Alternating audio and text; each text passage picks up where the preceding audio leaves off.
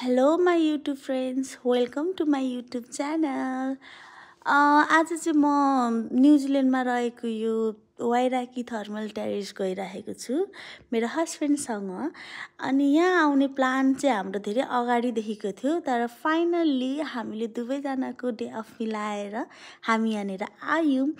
And the place was Assam के यस्तो राम्रो त्यो धुवा आइरहेछ नि, त्यो पानीदेखि नेचुरल्ली आएको धुवा रहेछ कि। अनि त्यहाँनिरको ठाउँहरू, त्यहाँको गार्डनहरू कस्तो मजाले, कस्तो ब्युटिफुल्ली सेटअप गरेको।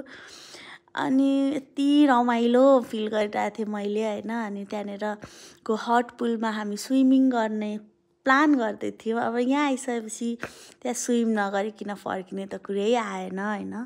अनि यहाँनिर मैले स्विमिङ गरेँ, अनि मैले हस्बेन्डलाई भिडियो बनाउन लगाइरहेको थिएँ।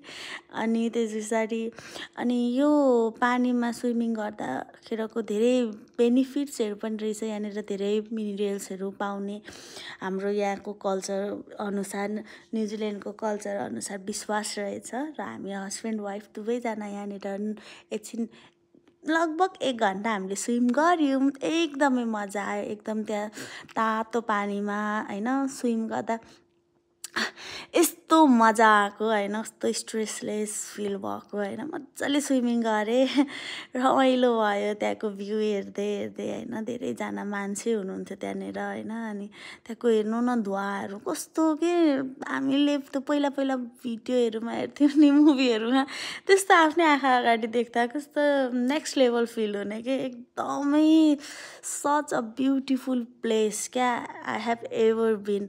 अनि गयौँ, अनि त्यस पछाडि हाम्रो घर फर्किने बेला भयो, हामी घर फर्क्यौँ। Bye guys, see you in my next video.